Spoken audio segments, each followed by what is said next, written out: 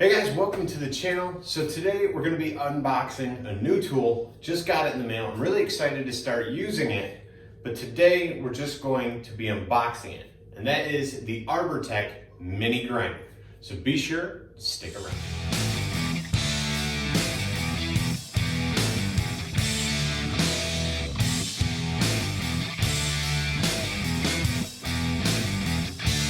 Like I said, we're going to be unboxing the Arbortech mini grinder. This is something I've been saving up for, so I was really excited to get. And it showed up. It wasn't supposed to show up for another couple days. It is now Monday. It wasn't supposed to be here till Wednesday or Thursday, and so it was really exciting to be like, there it is on the porch a few days early. Woohoo! You know what I mean? This is the box they sent it in though. I know we said unboxing and it's already open. I wasn't sure if it was my new grinder or a Christmas present for one of the kids, so I kind of had to open it up and see. The label didn't exactly, it didn't say. So anyway, this is it, and let's see what we got. We got just some bubble wrap kind of stuff, and the mini grinder is right inside. I like to save all my boxes, put my stuff in through Etsy, so I'm not just going to destroy this box to get it out, but we are just going to tip it upside down here. All right, there's nothing else in that box, and this is the box the tool comes in. As you guys can see, Arbortech mini grinder. Let's kind of go over this box here a little, see if there's anything else on it. Just a picture of a guy using it. Range speed, 6,000 to 18,000 RPMs. Maximum blade diameter 50 millimeters, disc bore 9.5 millimeter, max cutting depth 10 millimeters, power output 710 watts. Ratings, there's a whole bunch of different ones there. Basically 120 volts for the US. Total weight 2.1 kilograms, and the package weight is 4 kilograms. Now, those aren't measurements that I'm used to using, but some of you might be, so yeah. Let's see how this thing opens up. Basically, this front of the box opens like so. And we've got a tool bag. Nice tool bag. It seems like a lot of good tools come in tool bags these days. I guess that's kind of a real open statement, as a lot of junk tools come in tool bags these days as well. I think what I'm trying to say is it's nice when a company sends you a tool bag so you can keep your tools in the bag. I think you guys know what I'm saying. Now we've got the tool out. The case is actually a really nice case. We've got a cloth top here, and the side walls in the back are all hard plastic covered in cloth nylon material. And I think this is really going to protect the tool. The two pieces of Velcro are nice to hold the tool in place for transportation. Nothing's smacking around, so that is always a plus as well. Let's get looking at the grinder. Just a typical looking grinder. This handle is super nice. The old models didn't have this, I don't believe. And this is like, it's got some flex to it. I got a feeling that's really gonna help with vibration as we carve. I know with my other grinders, carving, I use a lot of my saber tooth bits, and they really get your hands vibrating and hurting after a while. So that's gonna be a really awesome feature. Now this is supposed to be multi-speed, which it is. Multiple speed function here on the back, goes all the way to 6, which would be all the way up, and it is a locking on sort of switch. So you push it up, it's on, click it back, it's off. So it's always on, it's off, which is also nice. I don't care for the paddle ones. My fear is you'd be letting off and not getting enough speed when you need it. And with most tools in cutting wood, if you lose speed, you have way more chance of kickback and getting hurt. The dust collector is going to go on here.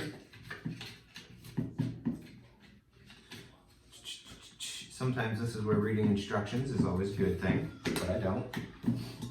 It actually pops right on. No attachments needed, no screws, no nothing. So if you're gonna grind somewhere and you need to be able to get the dust off, well, not have it be super dusty, you can pop this thing on, which is cool. It's got 2 locking knobs here that hold the dust collection system in place.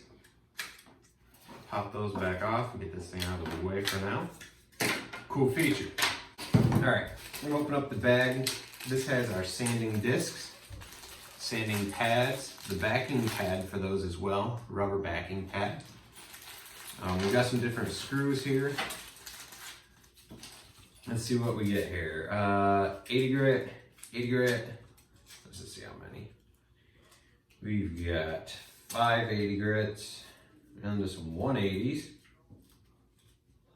5 and 5 120. Pretty excited to try those out and see how they go. All right guys, we're gonna take that cutter off. So you can use the stopper here, but it's still gonna spin due to it being belt driven.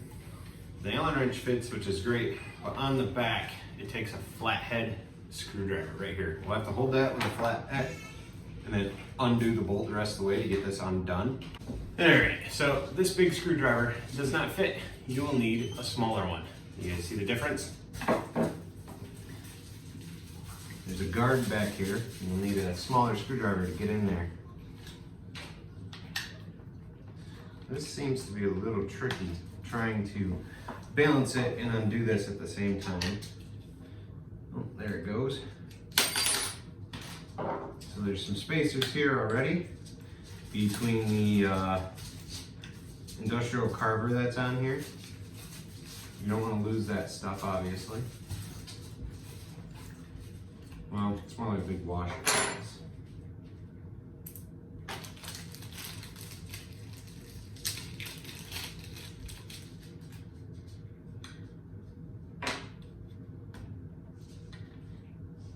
So the spacer is going to fit. When you look, you'll see like another spacer in here, and it'll fit directly over top of it. Make sure the tool's unplugged if you guys are monkeying around with this. Obviously, you don't want this thing to kick on, and it's really going to give you a bad day if it does. So I'm going to put the cutter back on, put our bolt back in. Said you might need a longer bolt, but the one that comes with it actually fits. So I'm not sure what that's all about. Let's see here, line everything back up. Guess I should have gave you guys a better before shot. I think this is just gonna give us better cutting action for deeper cuts. See how far the blade is with that silver spacer in between? You can see the 2 spacers. So imagine you take one out and the blade is down inside. It might make it a little bit tougher for some of the carving I plan on doing with only 1 spacer. So the 2 bring it up a lot closer. I think you can get more of that action where you're diving in and carving away, maybe even doing fur on bears with it like this, with this setup, so that'll be pretty nice. We'll go ahead and undo that quick and we'll put the sanding pad on.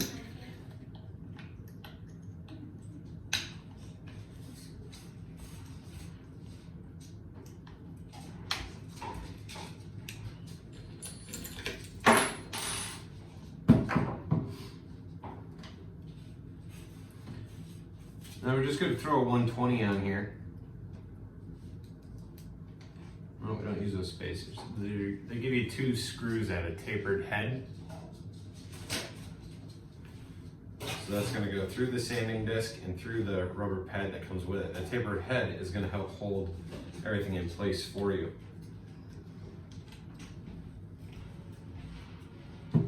When you do it, just put 1 disc on. I just did 2, but I'll leave it just to show you guys anyway, so no big deal.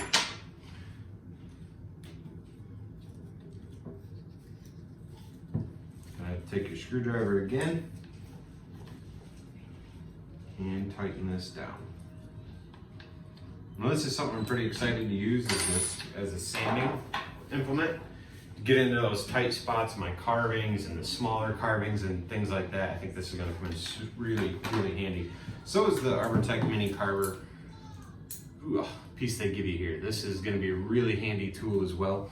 I plan to pair this with saber-tooth bits eventually with their 2-inch carving discs that they make. But for right now, these are what I'm going to use, the items that came with it. We'll see what we can do with it in future videos. All right guys, so that's unboxing and kind of just going over the Arbortech mini carving tool. Like I said earlier, I thought I ordered it right from Arbortech. I did order it directly from Amazon, not directly from Arbortech. I had been on both sites looking. Amazon gave me the option for Amazon Prime with free shipping, so that's why I went with them. I was still able to get the Black Friday deal of 20% off, not 20, $20 off, whatever that percent ended up being, I don't remember. But I think it's a great tool, and I think it's going to be worth it. If you guys aren't already, be sure to hit subscribe and give this video a thumbs up. Hit the bell that comes up when you do that.